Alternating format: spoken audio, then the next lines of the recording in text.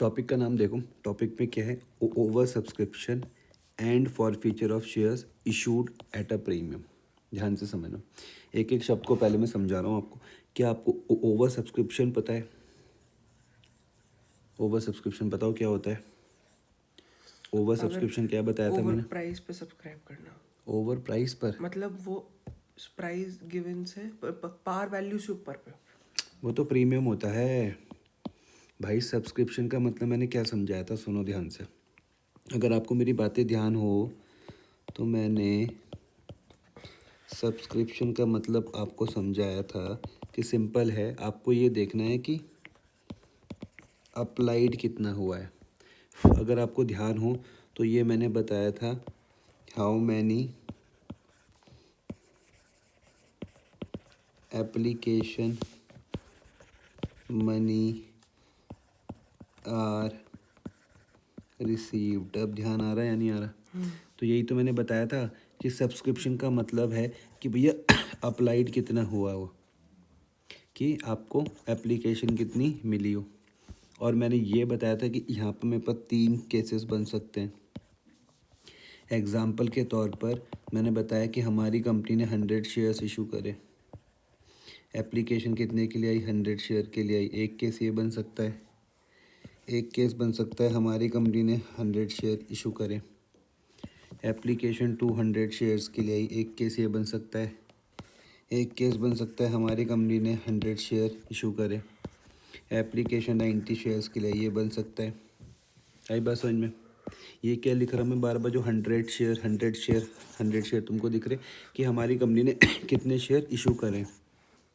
लेकिन आपको यहाँ पर देखो, 100 शेयर इशू करे, एप्लीकेशन भी 100 ही आई। इस केस को मैं क्या बोल रहा हूँ, ये मेरे पास है नॉर्मल सब्सक्रिप्शन। इस केस को, ये जो आपको जो फर्स्ट वाला दिख रहा है, इसको मैं क्या बोल रहा हूँ भाई? इसको मैं बोल रहा हूँ नॉर्मल सब्सक्रिप्शन। यार ये बात समझ में?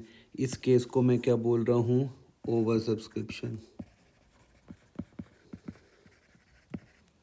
इस केस को मैं क्या बोल रहा हूँ, बोलो? अंडर। Under subscription. अब थोड़ी सी बात रिवाइज हो रही है। तो यहाँ पे जब तुम देखोगे तो सबसे पहले क्या लिखा हुआ? Over subscription. ठीक है, फिर है ओवर सब्सक्रिप्शन, तो सब समझ गए आप। फिर है and for feature of shares issued at premium. तो जो तुम मुझको वो समझा रहे थे वो ये है। मैंने तुमको क्या समझाया था कि भैया प्राइस ऑफ 1 शेयर, ध्यान से समझो, मैंने आपको समझाया था प्राइस ऑफ 1 शेयर, याद आ रहा है? प्राइस ऑफ 1 शेयर को आप किस नाम से जानते हो? आप इसको पार से जानते हो, पार वैल्यू, याद आ रहा? आप इसको नॉमिनल से जानते हो, याद आ रहा है? पार वैल्यू, नॉमिनल वैल्यू या फिर फेस वैल्यू, याद आ रहा है? ये सब के सब क्या बताते हैं? Price of 1 share. एग्जाम्पल के तौर पर मैंने कहा प्राइस ऑफ 1 शेयर है, मान लो 10 रुपये। कितना है? 10 रुपये। और हमने इसको इशू किया मान लो 12 रुपये में। कितने में? 12 रुपये में। तो जो आपको जो 2 रुपये फालतू दिख रहे हैं, +2 दिख रहा है, ये आपका प्रीमियम है। ये क्या है? आपका प्रीमियम है। अब यहाँ पर कंफ्यूज मत हो ना कि मैंने ओवर सब्सक्रिप्शन क्या बताया और ये मैंने प्रीमियम क्या बताया। फिर से बताऊँ? ठीक है। अब यहाँ पर क्या आ रहा? फॉर फीचर ऑफ शेयर्स आ रहे हैं। अगर आपको ध्यान हो तो मैंने फॉर फीचर का मतलब क्या बताया था? कैंसिलेशन ऑफ शेयर्स बताए थे। तो पूरा टॉपिक पढ़ो। अब जो हम क्वेश्चन सॉल्व करेंगे वहाँ पर आपको ओवर सब्सक्रिप्शन भी दिखेगा, आपको फॉर फीचर ऑफ शेयर्स भी करने हैं, जो इशू किस पे हुए थे? प्रीमियम पर हुए थे। ठीक है, हेडिंग आप ये डालोगे और नोट्स बढ़िया से ढंग से बनाना। लिखते हैं, in such type of question a problem arise whether the security premium account should be debited और not at the time of forfeiture. क्या प्रॉब्लम आ रही है कि आप सिक्योरिटी प्रीमियम को डेबिट करो या फिर आप नॉट, या फिर आप डेबिट ना करो। किस टाइम पर? फॉर फीचर के टाइम पर। थोड़ा सा मैं आपको कुछ इस तरीके से समझाता हूँ। देखो, सिर्फ सिक्योरिटी प्रीमियम पर ध्यान देना, सिर्फ आपको ध्यान देना है सिक्योरिटीज़ प्रीमियम पर। ठीक है, ठीक है। इससे पहले आप समझो फॉर फीचर ऑफ शेयर्स। अगर आपको ध्यान हो तो फॉर फीचर ऑफ शेयर्स को मैं क्या बताता था मैंने कहा फॉरफीचर ऑफ शेयर्स क्या होते हैं, कैंसिलेशन ऑफ शेयर्स होते हैं। फॉरफीचर ऑफ शेयर्स क्या होते हैं, कैंसिलेशन ऑफ शेयर्स होते हैं। समझ में आया? कैंसिलेशन ऑफ शेयर्स कब होते हैं, जब कॉल इन अरियर्स होता है। समझ में आया?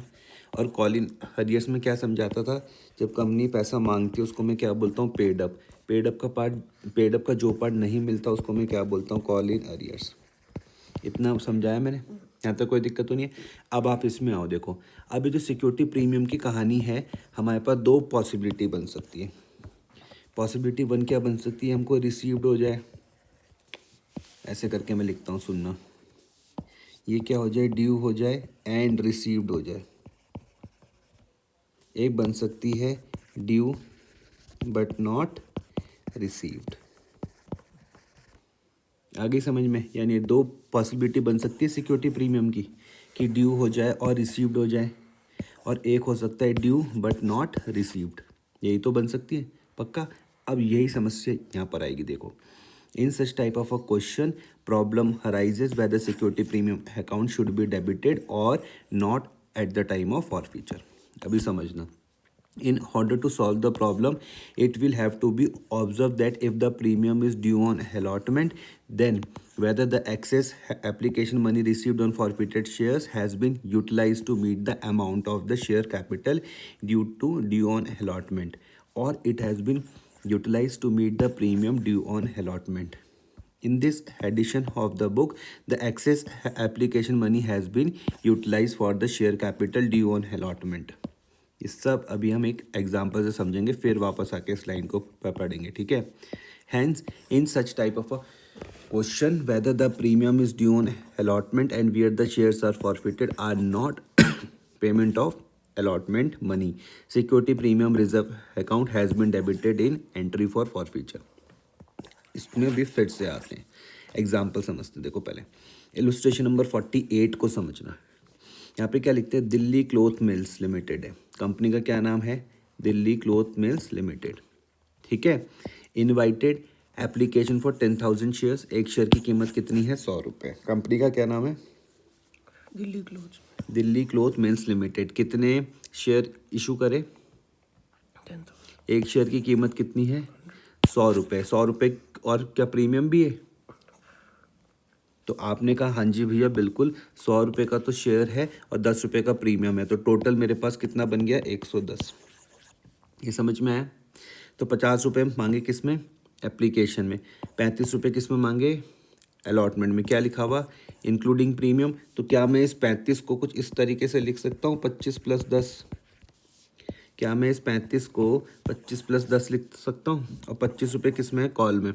फिर से पढ़ते, कंपनी का नाम क्या है, दिल्ली क्लोथ मिल्स लिमिटेड है।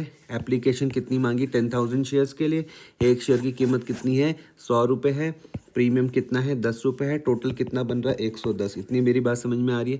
मैंने कहा हमेशा क्रॉस चेक करो, 50 + 35 + 25 कितना हो रहा, 110, ठीक है। 110 इतनी बात समझ में आ रही, 110 हो गया। Application for 15,000 shares were receive. जैसे ही तुमने ये देखा, तुम्हें किसका केस समझ में आया, किसका केस है, जैसे तुमने ये देखा तुमने इसको कंपेयर करा, हमारी कंपनी ने कितना इशू किया था 10,000 और एप्लीकेशन कितनी आई, 50। तुमने कहा भैया किसका केस है, ओवर सब्सक्रिप्शन का केस है। ओवर सब्सक्रिप्शन के केस में अपना दिमाग लगाना ही नहीं है, जैसा कोई क्वेश्चन कहेगा वैसा ही सॉल्व करना है। फिर से देखो, हमारी कंपनी मैक्सिमम कितने शेयर इशू कर सकती है, 10,000, लेकिन एप्लीकेशन तो ज़्यादा आ सकती है ना, 15,000 के लिए आई, तो तुमने बोला काय का केस है, ओवर सब्सक्रिप्शन का।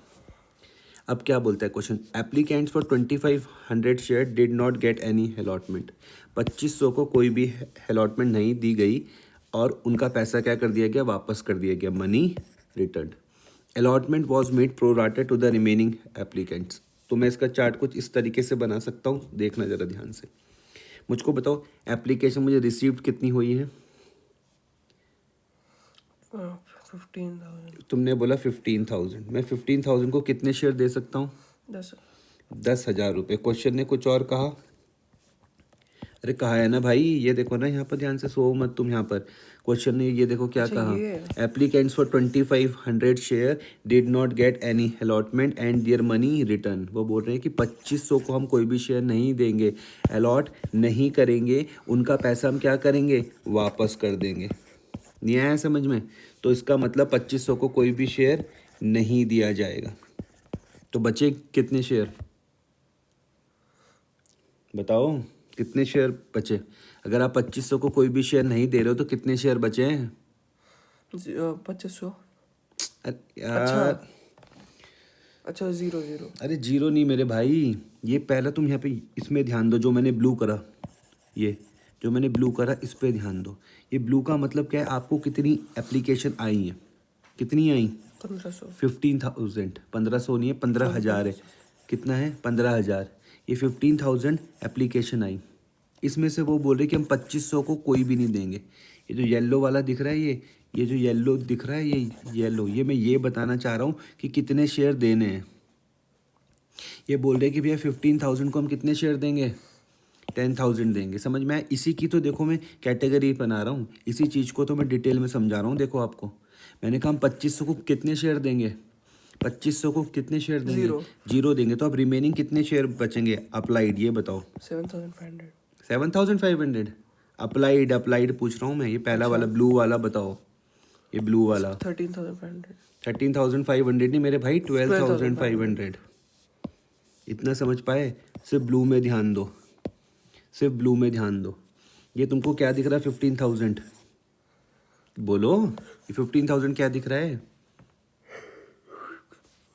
15,000 क्या दिख रहा है बताओ? ये अप्लाइड शेयर्स share। हैं, अप्लाइड, अप्लाइड। 15,000 क्या दिख रहा है? अप्लाइड। और इसी को ही तो तोड़ के समझा रहा हूँ मैं, देखो ये इसी को ही तो तोड़ के समझा रहा हूँ मैं। क्या मैं ऐसा खुद कर रहा हूँ? क्वेश्चन ऐसा मुझको बोल रहा है, देखो क्वेश्चन ने क्या बोला कि 2500 शेयर्स को कोई भी अलॉटमेंट नहीं मिल रही है। Applicants for 2500 share did not get any allotment and their money return. नहीं समझे? तो मैंने यही तो करा, देखो मैंने 2500 को क्या मैंने कोई शेयर दिए नहीं। अब कितने बचे? 12,500। समझ में आया? इनको कितने शेयर दूंगा? 12,500 को कितने शेयर दूंगा? 12,500 को कितने शेयर दूंगा? 12,500 को कितने शेयर दे सकता हूँ? 10,000। 10,000। अब थोड़ी सी बात समझ में आई। पहले खुद का दिमाग जरा थोड़ी देर यहाँ पर स्थिर करो, तब बढ़ूंगा मैं आगे, जब तुमको पूरी बात समझ में आएगी कि मैंने क्या समझाना चाह रहा हूँ।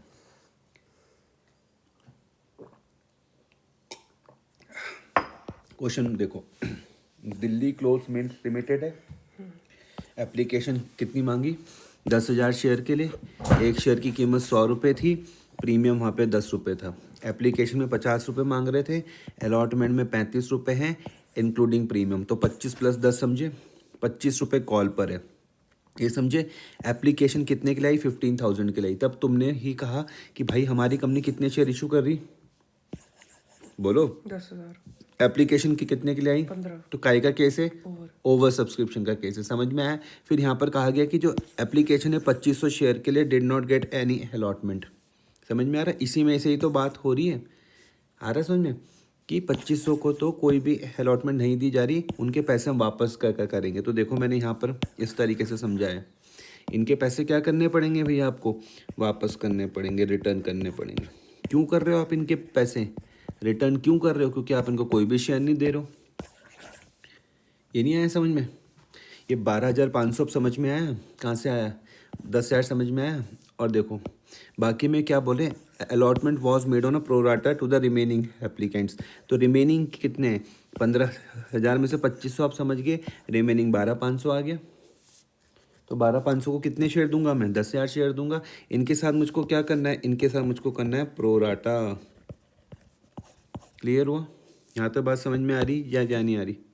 ठीक है, इसमें मैं तब जाता हूँ। अब सोचो, सिर्फ यहाँ पर ध्यान देना। मुझको बताओ हमारी कंपनी को कितने पैसे रिसीव्ड हुए होंगे? यहाँ की बात देखो, यहाँ पे मत ध्यान देना। क्यों? क्योंकि इनका पैसा तो वापस ही कर करना है, इनको छोड़ दो, सिर्फ यहाँ पर ध्यान दो। कितना पैसा मिला होगा हमारी कंपनी को बताओ? एप्लीकेशन में कितना पैसा रिसीव्ड हुआ होगा, बता सकते हो? बोलो। इसको छोड़ दो आप, इसमें ध्यान मत दो, सिर्फ यहाँ पर देख के बताओ कि 12,500। तुमने बोला 12,500। हाँ, अरे 12,500 तो शेयर है मेरे भाई, 12,500 तो शेयर है। एप्लीकेशन में कितना पैसा, अमाउंट बताओ मुझको, अमाउंट रुपीस में आती है। 12,500 तो शेयर हैं। ये 12,500 इंटू 50, 50 क्या है? वो एप्लीकेशन की अमाउंट है। 50 रुपये थी। आया समझ में? 12,500 मल्टीप्लाई बाय 50, देखो कितना आ रहा, कितना आ रहा है देखो, कैलकुलेटर बताना जरा।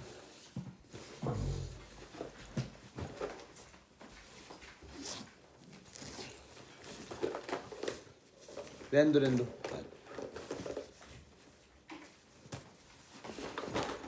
दिखाओ।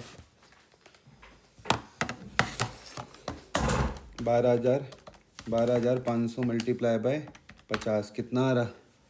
625000। क्या ये समझा पाया मैं तुमको? पहले ये बताओ मुझको, यस। ये 12,500 क्या थे? शेयर थे। एप्लीकेशन का पैसा 625000। यहाँ तक कोई दिक्कत तो नहीं है? कोई दिक्कत है तो बता सकते हो, तुम मुझसे पूछ सकते हो। क्या मैं सारा पैसा एप्लीकेशन का शेयर कैपिटल में ट्रांसफ़र कर दूँ? नहीं कर दूँ सारा? अरे मेरे भाई, ये तुम गधों वाली बातें मत करा करो बिल्कुल भी। सारा क्यों करूँगा जब मैं शेयर ही सिर्फ 10,000 दूंगा तो? 12,500 के लिए तो एप्लीकेशन आई, लेकिन जब मैं शेयर ही खाली 10,000 दूंगा तो इतना ही तो पैसा मैं यूज़ करूँगा। इसी के हिसाब से तो मैं एप्लीकेशन का कितना पैसा यूज़ कर सकता हूँ? 10,000। तुम मुझे बोलोगे 10,000 मल्टीप्लाई बाय कितना? 50। कितना आ जाएगा? 5 लाख आ जाएगा। क्या ये समझा पाया मैं तुमको अभी, या नहीं समझ पाए? अभी एक्स्ट्रा कितना है? 1,25,000। 6,25,000। 6,25,000 माइनस 5 लाख कितना है? 1,25,000। पहले मुझको ये बताओ, इतने में कोई भी चीज़ जो दोबारा से समझानी हो तो मैं दोबारा से समझा सकता हूँ, पक्का? अब आप मुझको ये बताओ कि आपको ये जनरल स्केल का इस्तेमाल करना, date, particular, ledger, folio, debit और क्रेडिट, क्या आपको पहली वाली समझ में आई है एंट्री? ये वाली पहली वाली, bank account debit to share application 750 पक्का? मुझको बताओ 7,50,000 कहाँ से आया? मुझको बताओ 7,50,000 कहाँ से आया? बताओ मुझको 7,50,000 कहाँ से आया? ये 7,50,000 कहाँ से आया? Bank account debit to share application 7,50,000 कहाँ से आया? बताओ, ये 7,50,000 कहाँ से आया? 50 इंटू 15,000। Very good. आपने बोला एप्लीकेशन हमारे पास कितनी आई थी? 15,000 आई थी और 50 रुपये एप्लीकेशन के थे, तो 15,000 मल्टीप्लाई बाय 50 तो 7,50,000। ये समझ में आ गया? पक्का? अब मुझको देखो, सबसे पहले मैं क्या लिख रहा हूँ? Share application DR to share capital to share allotment to bank. Clear हो रहा? सबसे पहले आपको ये 750 समझ में आ रहा? क्या आपको ये शेयर कैपिटल का 5 लाख रुपए समझ में आया कि ये कहाँ से आया? नहीं, ये 5 लाख नहीं समझ में एक आया? बार वापस बता दो। देखो मुझको ये बताओ कि यहाँ पर क्या लिखा हुआ। देखो, कंपनी का नाम है Delhi cloth mill limited. 10,000 shares थे, एक शेयर की कीमत 100 रुपये थी, 10 रुपये का प्रीमियम था। एप्लीकेशन 50 रुपये है, अलॉटमेंट 35 है, कॉल 25 रुपये की है। एप्लीकेशन 15,000 के लिए आई, लेकिन मैं सिर्फ कितने शेयर इशू कर सकता हूँ? 10,000 ही तो इशू कर सकता हूँ, तो मैं मैक्सिमम 10,000 का ही तो पैसा ट्रांसफ़र करूँगा। तो 10,000 shares multiply by application money कितना हो गया? 5 लाख। अब समझ में आया या नहीं आया? 10,000 मल्टीप्लाई बाय 5। अब यहाँ पर ध्यान दो, बैंक में जिसको तुमने शेयर नहीं दिए थे, ये देखो 2500 को तुमने कोई शेयर नहीं दिए थे, इनका पैसा क्या करना है? वापस करना है। तो आप क्या लिख दोगे? 2500 मल्टीप्लाई बाय 50। ये भी 50 था, ठीक है? तो यार 2500 मल्टीप्लाई बाय 50 करते हो तो कितना आ जाएगा? 1,25,000। क्या ये समझ में आया? और ये 1,25 अभी तुमने सीखा था, ये अलॉटमेंट वाला। ये देखो, ये वाला केस तुमने 12,500 समझ में आया था, ये 10,000 समझ में आया था, जहाँ पे तुमको प्रोराटा करना था। एप्लीकेशन में तुमको मिल रहे थे 12,500 मल्टीप्लाई बाय 50, 6,25,000 समझ में आया। एप्लीकेशन में कितना पैसा यूज़ कर सकते हो? 5 लाख, ये समझ में आया। और जो 1,25 था ये आपका कहाँ पर चल जाएगा? अलॉटमेंट में। इतनी बात समझा पाया मैं आपको? पहले मुझको ये बता दो। पक्का? तो ये पहली वाली समझ में आई आपको? दूसरी वाली पूरी समझ में आई? 750 समझ में आया? ये 5 लाख समझ में आया? ये वाला 1.25 शेयर अलॉटमेंट का समझ में आया? 2 बैंक में 1.25 समझ में आया? कैसे करना है वो समझ में आया? ठीक है, उसके बाद हम अलॉटमेंट को ड्यू करते हैं। Share allotment DR to share capital to security premium, ये तो आपको पता होगा। ये कितना आ जाएगा? 10,000 मल्टीप्लाई बाय 35। 35 का ही था ना ये, देखो अलॉटमेंट। और ये कितना आ जाएगा? 10,000 multiply by 10,000 multiply by 25, 2.5 lakh रुपए। और ये कितना आ जाएगा? 10,000 मल्टीप्लाई बाय 10, 1 लाख रुपए। क्या इसमें कुछ किसी पॉइंट में चर्चा करनी है तो मुझे बताओ, किसी भी पॉइंट में, इस वाले पर अलॉटमेंट में। ये कहाँ से है? पहली वाली में कोई दिक्कत है? दूसरी वाली में कोई दिक्कत है? तीसरी वाली में कोई दिक्कत? अब सुनना ध्यान से, मुझे कितने रुपए मिलने चाहिए अलॉटमेंट में? 3,50,000।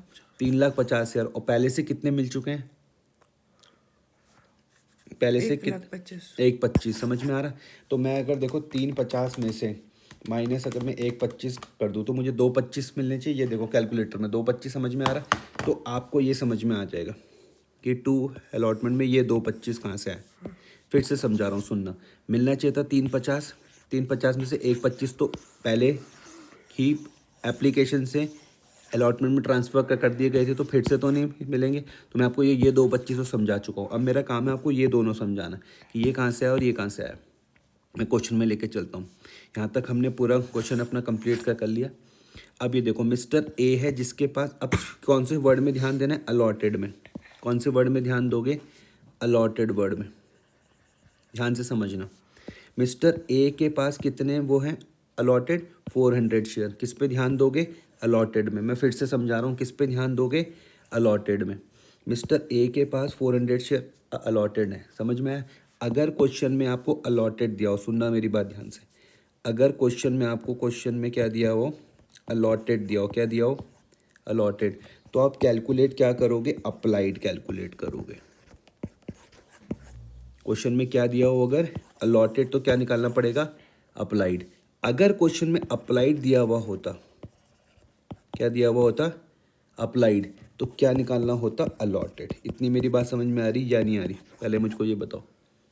देखो, इस क्वेश्चन को जब तुम यहाँ पे पढ़ के देख लो, सिर्फ इतनी लाइन पढ़ो कि mister A was allotted 400 share. Allotted word दिख रहा है, तो मैंने कहा अगर क्वेश्चन में अलॉटेड दिख रहा है तो क्या निकालना पड़ेगा? अप्लाइड। और अगर अप्लाइड दिया हुआ है तो क्या निकालना पड़ेगा? अलॉटेड। इतनी मेरी बात समझ में आ रही? तो मेरा पहला काम है कि मैं क्या निकालूं कि इसने कितना अप्लाइड किया। तो मैंने आपको उसमें लास्ट क्लास में भी बताया था, उस फॉर्मूले को मैं फिर से समझा रहा हूँ, सुनना ध्यान से। तो मैंने वो फॉर्मूला क्या बताया था आपको? मैं अब बोल रहा हूँ total number of applied shares. Total number of applied shares, समझ में आया? Upon total number of allotted share. Allotted shares. अब ध्यान से समझना, जो आपको निकालना होता है, जो आपको बोलो निकालना होगा। उसको ऊपर लिखोगे और दूसरे वाले को नीचे लिख दोगे। समझ में आई बात या नहीं आ रही? जैसे तुमने ये लाइन पढ़ी, सुनना, कि मिस्टर ए को हमने अलॉट करे थे 400 शेयर। तुमने कहा मुझको क्या निकालना पड़ेगा? अलॉटेड दिया हो तो क्या निकालना पड़ेगा? अप्लाइड। तो आपने अप्लाइड को ऊपर रखा है, देखो, और नीचे क्या रखा? अलॉटेड। और multiply by number of shares. Number of shares. समझ में आया? अब सुनना ध्यान से। Total number of applied share में मैं कितना लिख रहा हूँ? 12,500। अब तुम मुझे कहोगे कि यार टोटल नंबर अप्लाइड तो 15,000 थे, तो तू 12,500 क्यों लिख रहा? तो मैं बोलूँगा इस 2,500 के साथ तो कुछ कहानी हुई नहीं ना। नहीं आई मेरी बात समझ में? मैं बोलूँगा कि यार इस 2,500 के साथ तो कुछ कहानी हुई नहीं, इसको तो मैंने कोई भी शेयर नहीं दिया, तो इनको आप छोड़ दो। अब कितना बचा? 12,500। नहीं समझा पाया मैं? फिर से बताऊँ? तो मैं अप्लाइड में मैंने कितना लिख दिया? 12,500। और अलॉटेड में कितना लिख दूंगा? 10,000। फॉर्मूला देखो, total number of applied share upon total number of allotted share multiply by number of shares. ये फॉर्मूला मैंने कैसे बनाया, मैं गया सबसे पहले, मैं जब यहाँ पे लाइन पढ़ रहा था तो यहाँ पे लिखा कि mister A was allotted 400 share. जैसे ही मैंने अलॉटेड देखा तो मुझको समझ में आया कि अगर क्वेश्चन में अलॉटेड दिया हो तो क्या निकालना पड़ेगा, अप्लाइड। अगर उल्टा दिया हुआ होता, अप्लाइड दिया होता, तब मैं क्या निकालता, अलॉटेड। और जो निकालना होता है उसको ऊपर लिखते हैं, दूसरे वाले को नीचे लिखते हैं। क्लियर हुआ। और मल्टीप्लाई बाय 400, ये 400 कहाँ से आया, ये रहा। क्लियर होगी। मैं इसको सॉल्व कर लूँ, 12,500 डिवाइडेड बाय 10,000 मल्टीप्लाई बाय 400 तो कितना आ जाएगा, 500 शेयर्स अप्लाइड। क्या मैं इतना समझा पाया आपको, पहले मुझको ये बता दो, या फिर से समझा दूँ? समझ गए। पक्का। अब सोचो ध्यान से। अब मिस्टर एक्स ने सोचा होगा कि मुझे 500 के हिसाब से शेयर मिलेंगे, तो इसने दिया होगा 500 मल्टीप्लाई बाय कितना, 50 रुपये। 500 मल्टीप्लाई बाय कितना, 50 रुपये, मतलब 25,000। लेकिन इसको शेयर मिले कि कितने, 400 ही तो मिले, तो हम इसका पैसा 400 के हिसाब से यूज़ करेंगे। 400 मल्टीप्लाई बाय 50 कितना, 20,000। अभी इसके कितने रुपए पड़े हुए, ये 5,000 रुपये अभी इसके एक्सेस पड़े हुए। समझ में आई बात? इतनों को फिर से समझाऊँ। इसने सोचा कि मुझे 500 के हिसाब से मिल जाएंगे, तो इसने 25,000 रुपये दिए होंगे, लेकिन मिले सिर्फ इसको 400 के हिसाब से। 400 मल्टीप्लाई बाय 50, 20,000। समझ में आ गया? तो अभी भी 5,000 क्या है, एक्सेस है। क्या है, एक्सेस है। ये वाली बात समझ में आ रही है आपको, ये नहीं आ रही? कोई दिक्कत है तो बताओ मुझको इतने में। अच्छा, अब क्वेश्चन में आ जाओ। Mr. A was allotted 400 shares. He failed to pay the amount due on allotment and call money. इसने allotment का पैसा नहीं दिया और call money नहीं दिया। इसने allotment का पैसा नहीं दिया और call money नहीं दिया। क्लियर हुई मेरी बात, समझ में आ रही? तो सबसे पहले आप मुझको बताओ कि इसका allotment का ड्यू कितना बन रहा था। allotment का इसका ड्यू कितना बन रहा था, बता सकते हो? कितना बनेगा इसका allotment का ड्यू? allotment का ड्यू कितना बनेगा, बता सकते हो? बोलो। अलॉटमेंट का इसका ड्यू कितना बनेगा, थोड़ा सा दिमाग लगाओ। तुम बोलोगे कि भाई उसके पास 400 शेयर थे, 400 शेयर थे, मल्टीप्लाई बाय 35, नहीं आया समझ में? 400 मल्टीप्लाई बाय 35, 14,000। 25 से नहीं होगा क्योंकि 10 तो प्रीमियम था ना। अभी सुनो सुनो, टोटल की बात करें, सुनो। अच्छा, टोटल 35 रुपये का था ना, ये 14,000 समझे? क्या उसने 14,000 रुपये दिए? कहाँ दिए? नहीं दिए। यही तो लाइन लिखी हुई, he failed to pay amount due on allotment. He failed to pay the amount due on allotment and call money. आया समझ में? तो 14,000 क्या हो जाएगा, कॉल इन अरियर। तो हम इस 5 को लेकर आएंगे, इस 5 को। यही मेरी बात समझ में? ये भी तो मिला हुआ था। तो हमारा नेट कॉल इन अरियर कितने का होएगा, 9,000 रुपये का। क्या ये समझा पाया मैं आपको? पहले मुझको ये बताओ। देखो, भले ही उसने अलॉटमेंट का 35 रुपये नहीं दिया हो, 400 मल्टीप्लाई बाय 35, 14,000 उसने नहीं दिया हो, लेकिन उसका भी एक्सेस भी तो पड़ा हुआ था 5,000।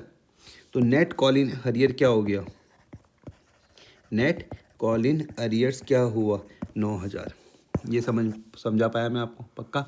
अब ये समझना, क्या आपको ये 2,25 समझ में आ गया था? आपने कहा था 3.5 मिलने चाहिए थे, 1,25 पहले से मिल गए, तो 2,25 मिलने चाहिए।